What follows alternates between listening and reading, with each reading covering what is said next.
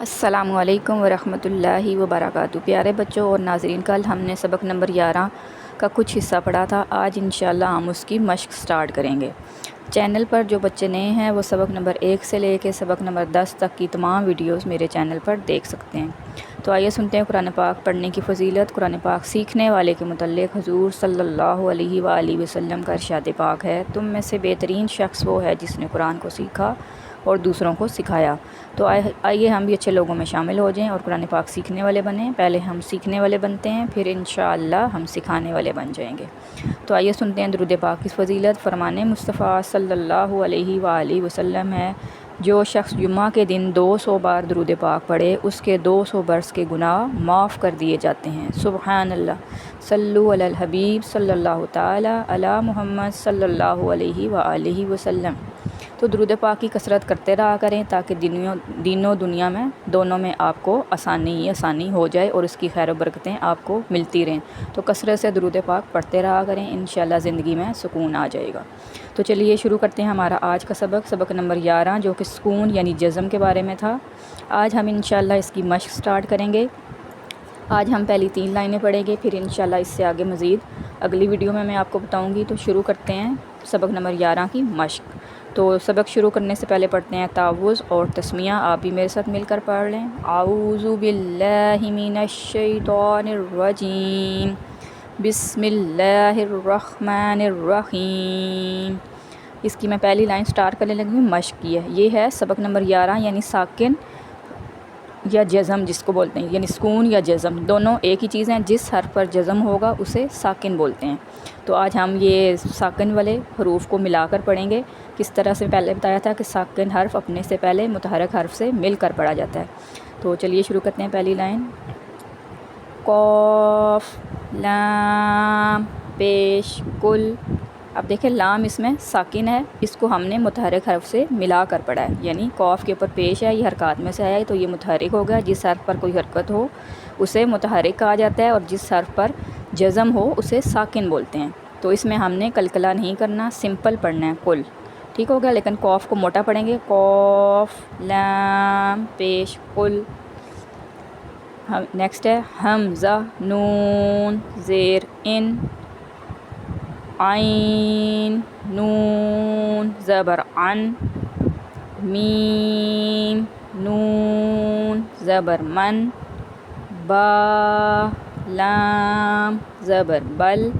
اب دیکھیں اس میں کسی کو بھی ہم نے قلقلہ نہیں کیا، لام کو بھی نہیں کیا، نون کو بھی نہیں کیا، عین کے ساتھ نون تھا اس کو بھی نہیں کیا، میم کے ساتھ نون ساکن تھا نہیں کیا، با کے ساتھ لام ساکن تھا نہیں کیا، کیونکہ صرف حروف قلقلہ ہی ان کو ہم نے اس کی آواز لوٹانی ہے، وہاں پہ قلقلہ کرنا ہے۔ تو انشاءاللہ آگے آئے گا، آپ کو سمجھ آنا شروع ہو جائے گی، آپ اچھے انداز سے اس کو سنیں ساتھ ساتھ۔ تو اب میں سیکنڈ لائن پڑھنے لگی ہوں۔ لام میم زبر لم، کاف میم پیش کم۔ آپ نے قواعد کو یاد رکھنا ہے۔ اب دیکھیں اس میں ساکن حروف اپنے سے پہلے متحرک حرف سے مل کر پڑھا جاتا ہے، تو اس میں ہم نے ملانا ہے ان کو، تو ملا کر پڑھیں گے تو دونوں کی آواز آئے گی۔ لم کم، ہا میم پیش ہم۔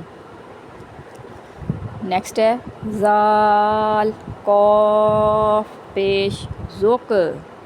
اب دیکھیں قاف اس میں قلقلہ آ گیا، ساکن قاف ہے۔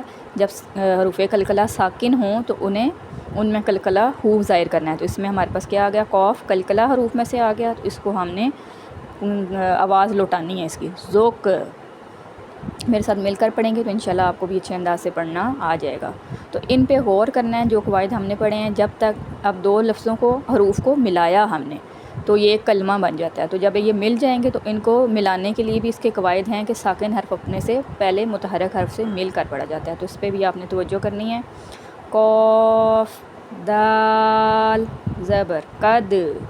اب دیکھیں اس میں دال قلقلہ ہو گیا، یعنی دال ساکن آ گیا، تو اس کے اوپر جزم کی علامت تھی، یعنی ساکن سکون کی علامت ہے۔ سکون بھی بول سکتے ہیں، جزم بھی بول سکتے ہیں، ساکن بھی بول سکتے ہیں۔ تو اس میں دال ہو گیا ساکن اور زبر ہوگی متحرک، تو قد اس کو بھی قلقلہ کرنا ہے، کیونکہ قاف تا با جیم دال 5 حروف حروف قلقلہ تھے۔ امید ہے آپ سب نے اچھے طریقے سے یاد کر لی ہوں گے، تو انشاءاللہ آپ کو سمجھ بھی آ جائے گا۔ تھرڈ لائن ہے حمزہ صاد زیر اس، تو زبر تو اس تو، با را زیر بر اس تو بر۔ اب دیکھیں صاد اس کو قلقلہ نہیں کرنا، تو حروف مستعلیہ اس کو موٹا پڑا جائے گا، با را زیر بر اس کو را ساکن سے پہلے زیر آ گئی تو باریک پڑا جاتا ہے، اس کو موٹا نہیں کرنا، اس تو بر۔ اب دیکھیں صاد حروف مستعلیہ اور تو بھی حروف مستعلیہ ہے، تو اس کو ہم نے پر پڑھنا ہے۔ باقی کسی حروف میں قلقلہ نہیں ہوگا کیونکہ قلقلہ حروف ہی صرف قلقلہ ہوں گے، ان کی آواز لوٹانی ہے۔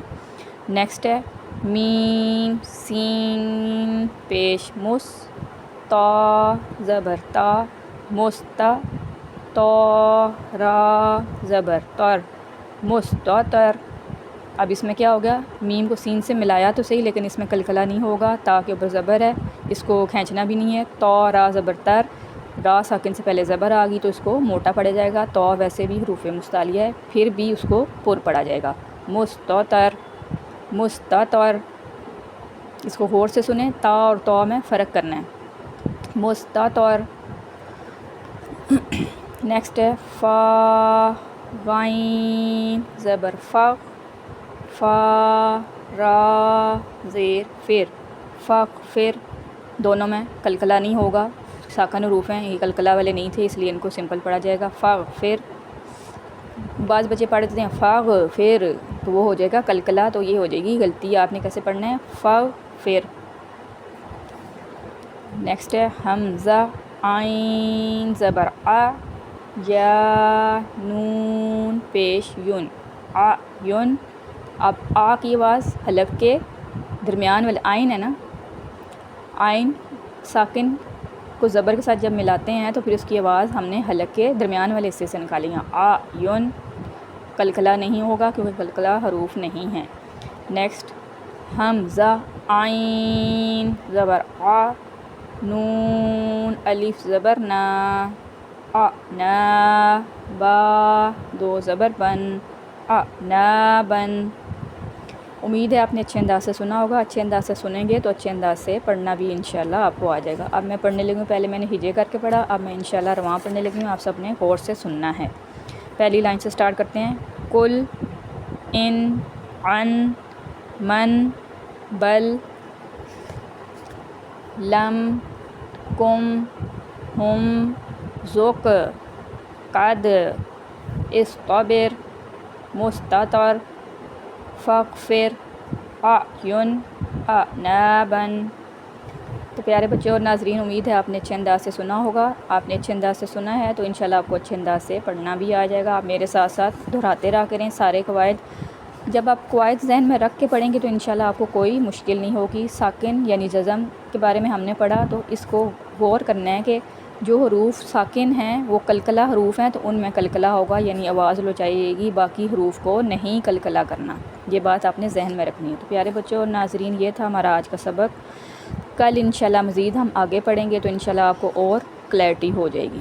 تو میرے ساتھ ساتھ پڑھتے رہا کریں اور دہراتے رہا کریں، انشاءاللہ مشکل نہیں ہوگی آپ کو۔ جب تک چیز آپ پڑھیں گے نہیں، جب تک ہمیں وہ چیز یاد نہیں ہوتی، جب تک ہم نے اس کو پڑھا نہیں ہوتا، اگر یاد ہوگی اور پڑھا بھی ہے تو وہ چیز ہمارے لیے آسان ہو جائے گی، یعنی مدنی قاعدہ پڑھنا ہمارے لیے آسان ہو جائے گا۔ کوئی بھی کام کرنے سے پہلے مشکل لگتا ہے، کرنے کے بعد وہ آسان ہو جاتا ہے، تو آپ بھی کوشش کرتے رہیں، انشاءاللہ اللہ تعالیٰ آپ کو بھی اس کی جزا دے گا۔ تو ویڈیو اچھی لگے تو لائک اور شیئر ضرور کریں، اگر ویڈیو بنانے میں کوئی کمی یا غلطی ہو گئی ہے تو کمنٹ میں ضرور بتائیں، آپ کے بتانے سے میری بھی اصلاح ہو جائے گی اور آپ کے لیے بھی صدقہ جاریہ ہوگا۔ اپنی دعاؤں میں یاد رکھیں۔ السلام علیکم ورحمۃ اللہ وبرکاتہ۔